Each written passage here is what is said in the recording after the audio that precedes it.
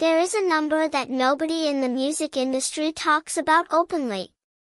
$39 billion. That is the estimated annual economic value BTS generated for South Korea before their military service.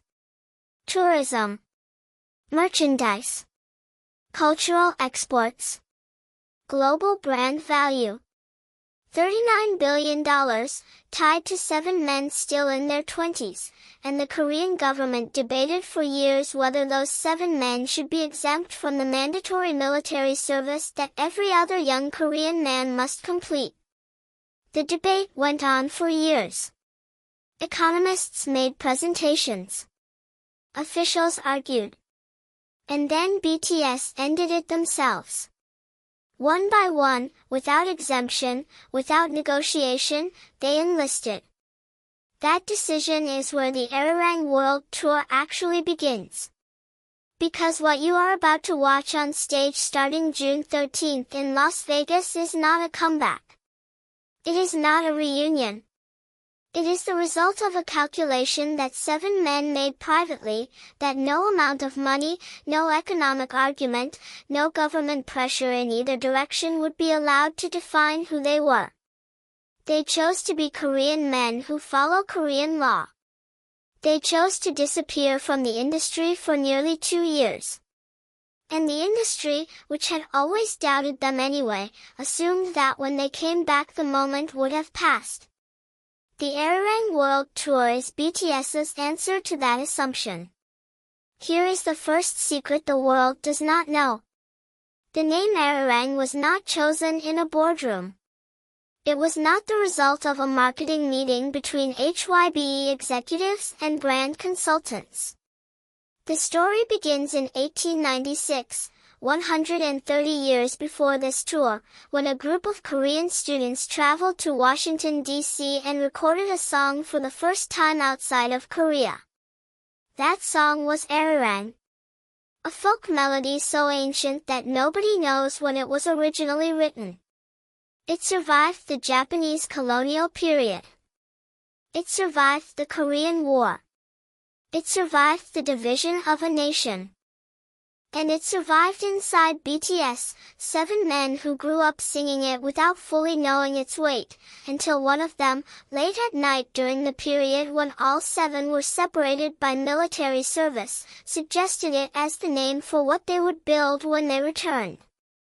The second secret is about Jin. When Kim Seokjin was discharged from military service in June 2024, he did not immediately return to BTS activities. He ran a solo tour first. Industry observers noted this and assumed it meant friction within the group, that Jin was establishing solo ground before rejoining. The truth is the opposite. The solo tour was Jin's private way of processing the transition from a soldier back to a performer. He said in a rare honest moment that military gave him something years of fame could not, the experience of being completely ordinary. He woke up every morning at the same time as 300 other men. He ate the same food. He held the same rank. Nobody screamed his name. And when he stepped back onto a stage for his solo shows, he said performing felt, for the first time, like something he had chosen rather than something he had always been. That difference is in every second of what you will watch him do on the Arirang stage. The third secret involves a stage design decision that HYBE has not publicly explained. The Arirang World Tour uses a 360-degree stage, a circular structure that places BTS in the center of the arena with audience on all sides. This has been reported as a logistical upgrade. It is not. It is a deliberate philosophical statement. Every previous BTS tour had a stage at one end of an arena, the traditional setup that places performers above and in front of an audience. The circular stage removes that hierarchy entirely. No one in a sold-out stadium has a back-of-stage view. Every seat faces the center.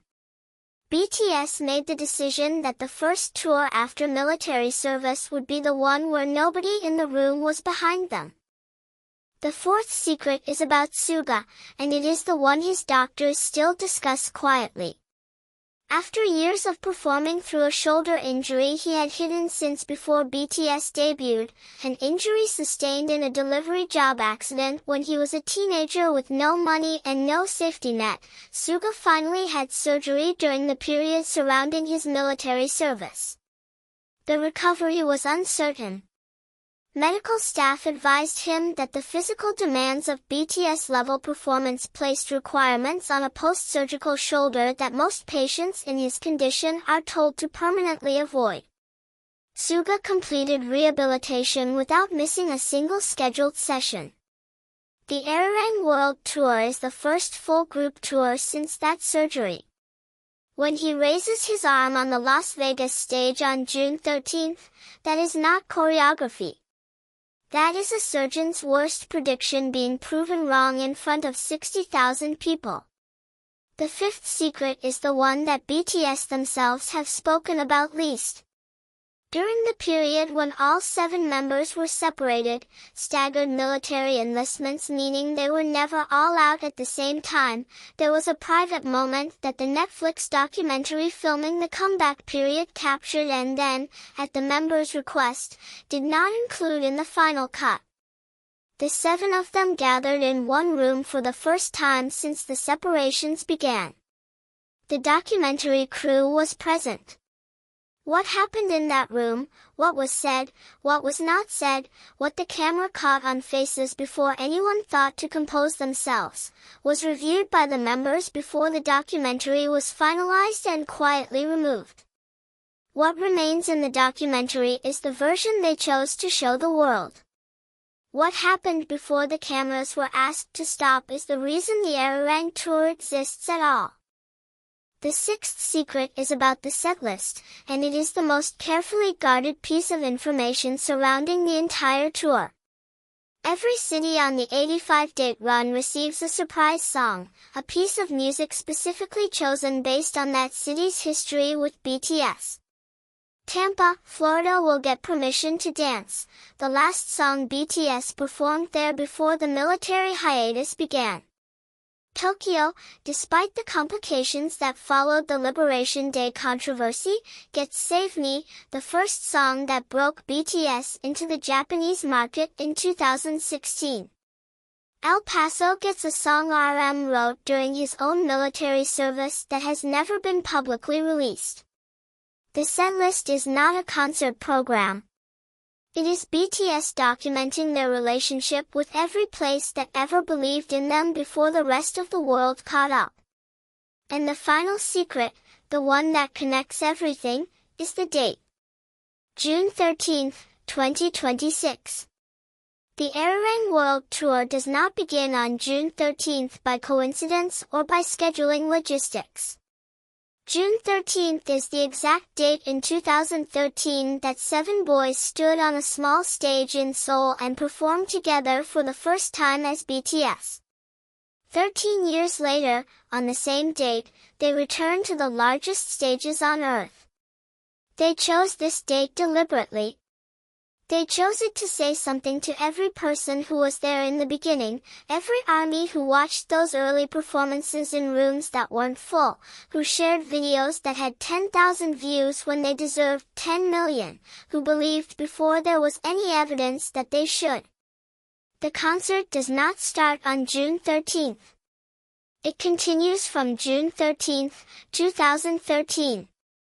Everything in between was simply the journey. The Arirang World Tour is 85 shows across 5 continents. It will be seen by more people than any previous BTS tour. It will generate revenue that analysts are already projecting could exceed $1.8 billion.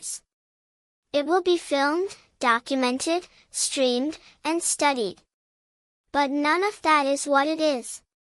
What it has always been since a group of men in separate barracks decided on a name for what they would build when they came home, is a folk song that survived a century of being told it didn't matter, sung by 7 people who were told exactly the same thing, in front of an audience that always knew better. That is the untold secret of the Arirang World Tour. Not the stage design. Not the setlist. Not the economics. The fact that every single piece of it was built on a refusal to disappear.